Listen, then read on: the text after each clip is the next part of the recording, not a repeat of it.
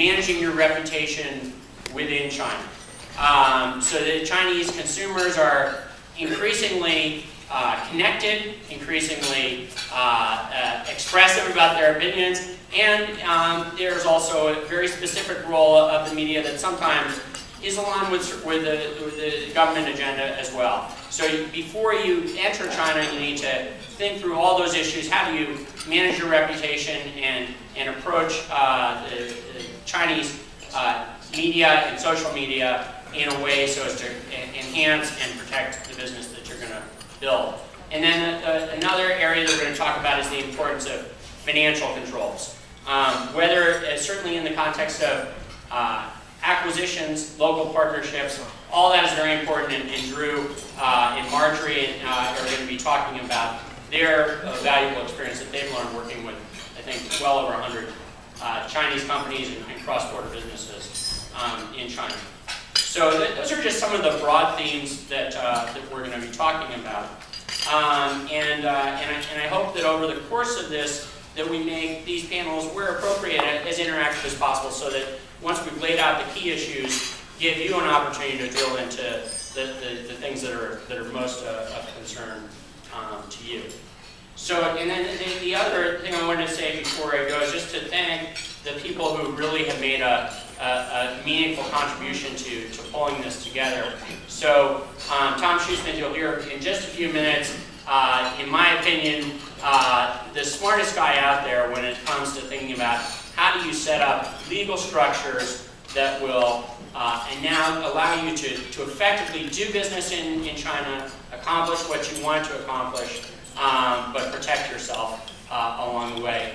Drew Bernstein, who, in fact, he and I just a few weeks ago did a conference in Beijing attended by about 400 people focused on investing in companies from China, and just a tremendous wealth of experience and knowledge that I think is highly relevant to these topics. And then kind of the person who came in at the last minute, and has made just a tremendous difference. Victor, I want to thank you for coming in and China Silicon Valley for the contribution that they made to making this a very special event, and along with the support of High Investment in bringing the real focus and relationships that you have, and thank you so much for that. So with that, I'm going to turn it over to Tom, who's going to talk a little bit more about China Silicon Valley, and then I'll come back and introduce our first important speaker. Thank you.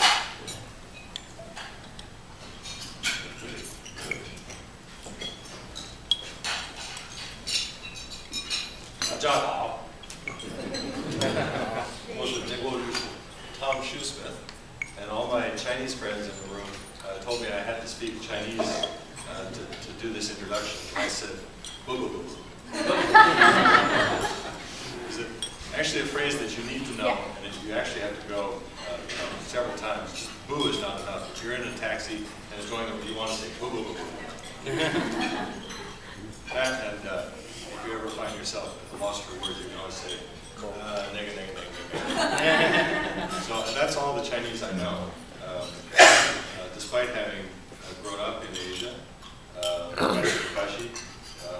in the old days, I told Victor Wong, who I'm going to ask to raise his hand and be acknowledged here in a minute, and Stephanie, that were much younger than I am, that I went to Hong Kong for the first time in 1956, which I did, although I was a very small child.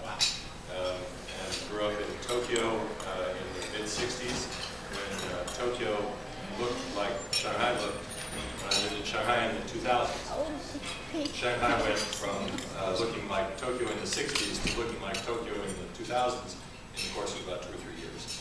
And I think that says a lot about what's happening in China. I just read this morning an article that says the high-speed rail system in China, which, as you know, is really, in terms of a national network, is only about 5 years old at this point, has now, the ridership exceeds domestic airline travel.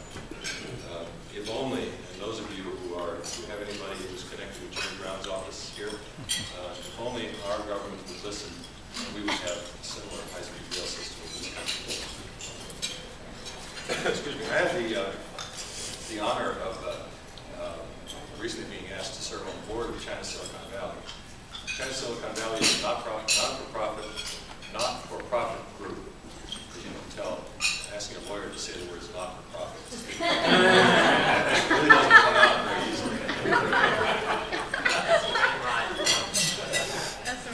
So China Silicon Valley is a not-for-profit group formed early this year.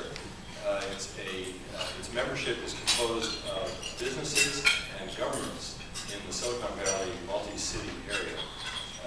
The founding city member of China Silicon Valley is the city of San Jose itself. And it's now just the city of San Jose is joined by 6 other cities in San Jose, including Cupertino and Sunnyvale, Milpitas, and some others.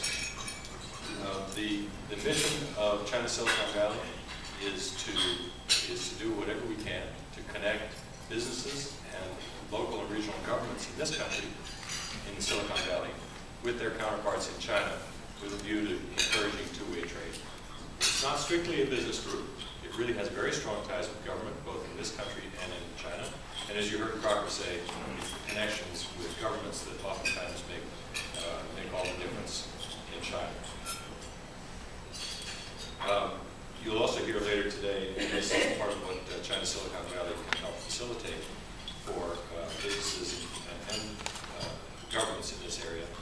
You'll hear later today, I think, about the range of incentives and encouragement, tangible encouragement that is available for U.S. companies and investors looking to do business in China.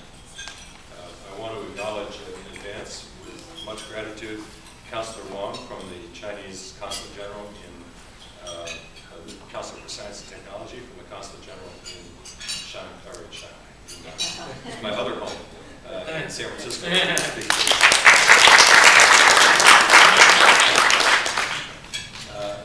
And I also want to thank Victor Wang, who I will ask you to raise your hand. Who wears any number of hats, in addition to being the founding director of China Silicon Valley, also is the director of the Hanhai Technology Incubator here in Silicon Valley, which I think is the largest Chinese connected science park in the United States. And Stephanie Hsu, my other board member from who, not wanting to omit her from my list of shameless self-promotion plugs, is from East West Bank, the bank for all your needs. The free toasters for new accounts. Given up. And last but not last, everybody please decide, but not least, certainly not least, my own organization, Pillsbury, a very old and some would say, not everyone, venerable San Francisco law firm. I run the China practice at Pillsbury, which has been a whole lot of fun. We have offices in Shanghai and in Beijing. We and Crocker and Drew have worked together through many muddy waters. Those of you who remember the downfall of the reverse merger companies in this country will know what muddy waters means. I will say though, 300 Chinese companies went public in the United States between 2003-ish and about 2010 or so. 300, that's a lot of companies. Most of them in the market across a range of industries, raising anywhere from $10 and $20 million to $100 million. The market now in the U.S. has kind of lost its appetite for the last year or so because of some bad apples. But of those 300 companies, if you look at them sort of like startups, a predictable number, 20%, 30%, 40%, have succeeded and are still doing very well in the United States. So I think the American markets are not yet closed to Chinese companies. That subject will be the subject of a later China Silicon Valley Congress, to which we're all invited, and to which I hope Drew and Crocker can be persuaded to contribute some money. Give me my checking account later. So on behalf of China Silicon Valley, I'd like to welcome all of you and express China Silicon Valley's appreciation to Crocker and Drew for bringing together this panel of experts, present company accepted, to talk to you today about doing business in China. Thank you very much.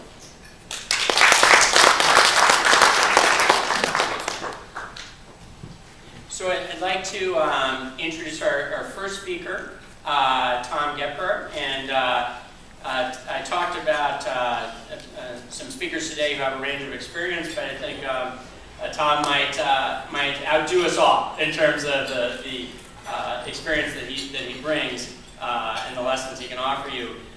First venture fund was founded back in 1980. Since then, he's done transactions in 20 different countries, and impressively has had dedicated funds dedicated to 8 different countries over that period of time. And the one he's going to talk to you about today is the latest one, which just happens to be dedicated to China. So we'll hear about why he's chosen that as his next venue for success. Over that period of time, he's invested in over 100 companies. Over 35 of them have gone public, either here in the U.S. or other exchanges across the world. And another really interesting aspect, because our theme here is cross-border investment, is that he told me all of the money that he's raised for those funds have been from non-U.S. sources. So this is a man who has cross-border in his bones. And we're going to hear about his latest China-focused fund, which is his baby right now, that he's focused all his passion on. And we talked about the role of government, and that's actually very close partnership with the city of Dalian, who is the anchor investor. And this is a new story. The fund just launched in March of this year. So with that, setting that stage, Tom, thank you so much for making the trip up here, and look forward to your remarks.